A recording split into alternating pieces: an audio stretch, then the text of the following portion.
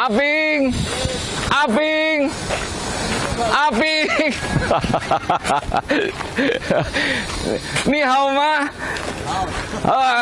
Piye kabar Aping? Kumaha damang?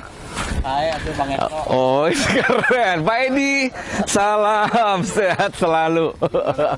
Baik, thank you. Aduh, Aping langsung kita kasih dulu dari bintang filmnya nih. Buset. Oh, biar seru. Kalau nggak ada Aping nggak seru ngobrol. Iya sekali. Ada nih Ping. Cuman yang mana? Itu apa yang bagian tengah nih? Lu kan kok suka kontes pas gue dulu.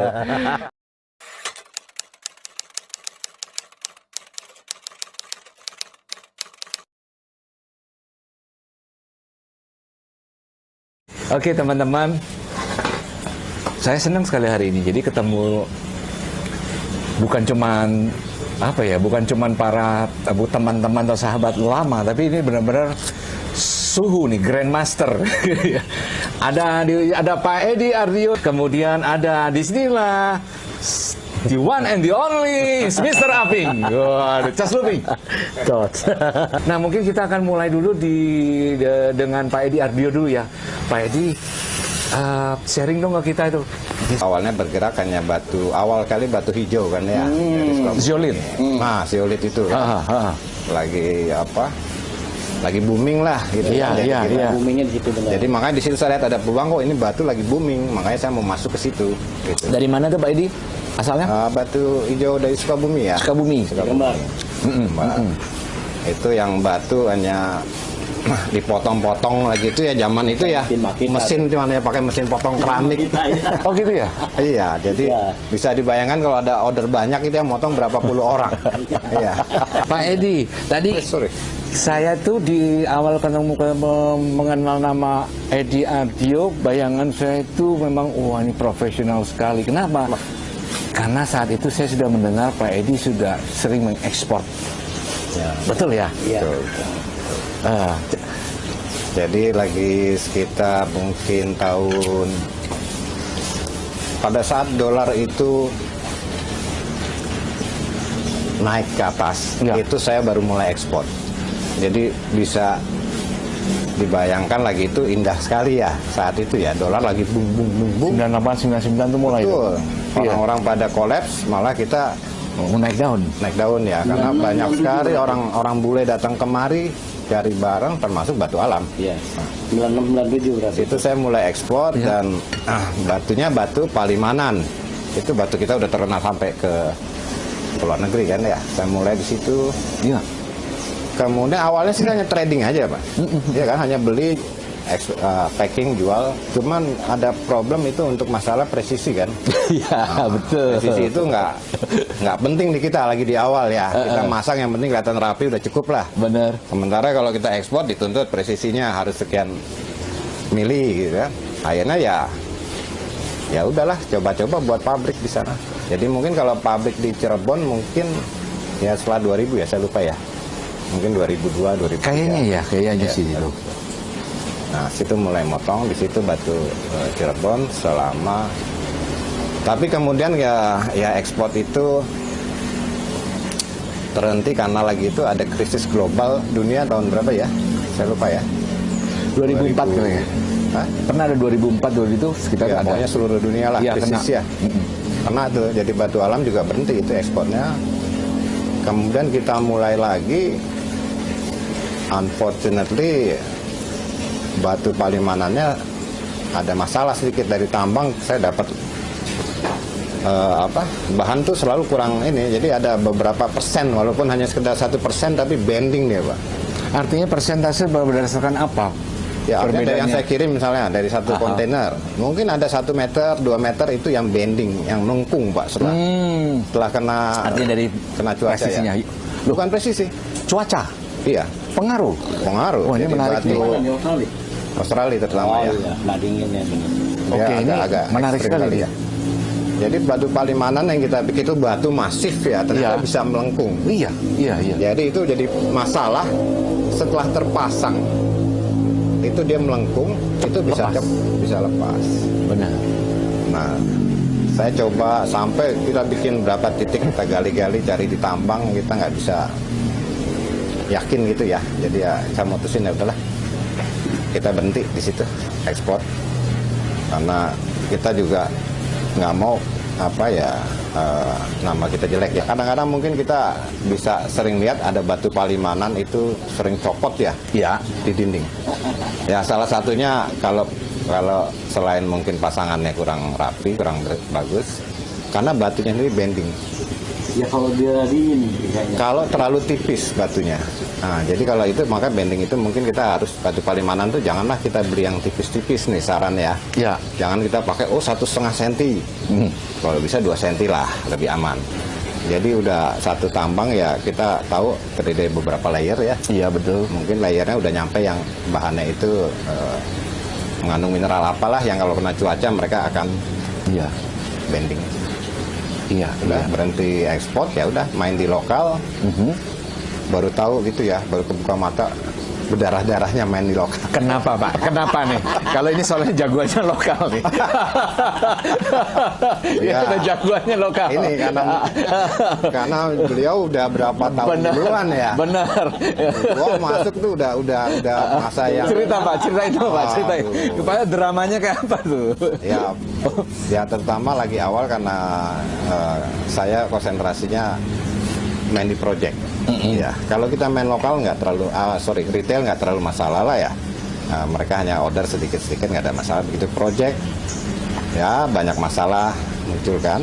Seperti misalnya ya kita kesulitan, ya muter-muter lah. Ya. Yang herannya nih masalah ini sampai kapanpun kelihatannya kok terus terjadi. Masalah bahan dan terlambat, masalah tenaga lah kita kekurangan. Masalah ya mungkin di lapangan sendiri ya kendala-kendala teknis misalnya ada yang harus dibongkar kembali karena sesuatu hal ya banyak hal ya alasan mungkin karena ada barang yang belum masuk kita harus dibongkar lagi atau ada perubahan rencana itu kan sering sekali ya hal-hal yang terjadi di proyek segitu. Dan yang terakhir ya tentunya masalah teknis pembayaran kadang-kadang gitu ya. Nah itu dia. Itu dia. Itu masalah yang eranya dari dulu sampai sekarang selalu terjadi ya. Jadi kalau proyek ini ada beberapa kendala nih. Batu alam adalah tahap akhir dari satu proyek. Benar. Finishing. Jadi kita bekerja tidak mungkin dari awal, kita pasti bekerja setelah proyek hampir selesai. Biasanya nih mereka punya schedule udah ditentukan misalnya bulan November. Oke, November. Pak Edi mulai kerja bulan Maret. April, Mei, Juni, Juli, Agustus, September, Oktober, November. Oh, masih ada 8 bulan. Oke, siap. Prakteknya Pak, kita mau kerja Maret. Ntar dulu Pak Edi. Ini kerjaan yang ini belum, di atas masih ada yang pasang kaca. Ini belum di klasik ini Mas, klasik. Ya kan, konkret belum digelar segala macam. April belum bisa, Mei belum bisa, Juni, akhirnya sampai waktunya tinggal berapa bulan, katakanlah 3 bulan, eksekusi gitu ya. Terus ujungnya nggak digeser, ujungnya tetap November. Nah ini problem yang selalu seringkali terjadi dan umum ya di proyek itu umum sekali. Dan kalau di apartemen atau hotel itu biasanya jumlah yang terbesar adalah untuk driveway ya. Untuk lantai mobil kendaraan itu kan. Ini yang repot ini. Umumnya batunya kecil-kecil mereka. Benar. 10-10. Betul. Ini masangnya kan lama ya. Benar. Butuh orang banyak. Betul. Iya kan. Terakhir saya punya proyek begitu Pak. Kita pasang mungkin 1.500, kita hanya cuma waktu 1 bulan. Wah, itu sampai kita kerja siang malam pun juga masih nggak cukup waktunya tuh. Dari situ saya muncul ide gitu kan. Gimana cara masangnya supaya jauh lebih mudah?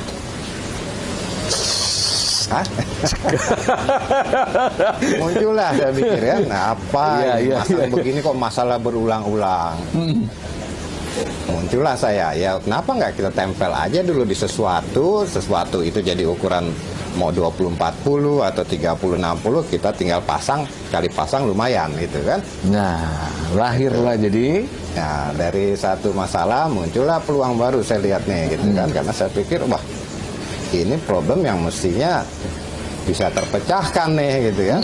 Nah, Ya mungkin saya mulai itu ya setelah proyek itu saya coba pelajari, saya cari jaring yang apa, Iya. kemudian saya cari tentunya tidak hanya sekedar yang motif yang sederhana, akhirnya beberapa motif kita kembangkan jadi Efek kipas juga ya? Keren. Luar biasa, karena memang saya ingat benar Pak Edi itu tidak berubah dari dulu sampai sekarang, itu sosok yang pencari tahu, ingin cari tahu, banyak eksplor selalu gitu. Benar ya Pak ya? Ya. Bahkan sampai ini pun, ini lagi asik mungkin kalau gitu sedang membuat aneka lebih, jadi yang dimaksud Pak Edi tadi dengan jurus terakhirnya itu boleh dibilang seperti kayak mosaik, jadi benda tadi mungkin kalau kita lihat di sini ya, Ya. di sini ya Pak Edi ya. ya. Nah ini Pak Edi ini sudah di Rangga ya? Ya. Nah ini dia tuh. Sebetulnya solusinya ya, Ya, dengan kita begini, netting ya. dengan kasih net di belakang ya, Iya, kita bisa masang jauh lebih cepat dan lebih rapi. cepat, rapi. Karena bayangkan kalau kita masang satu, ngukur satu, presisinya dan sebagainya, lama. Bagus. Jadi dengan begini mereka bisa masang ini, Ya. bisa jamin nih 2 kali lebih cepat lah. 2 kali lebih cepat, benar. 2 kali lebih cepat. Ya, ongkos tukang juga makin mahal. Iya, Ya, kan? Jadi betul. dengan itu juga.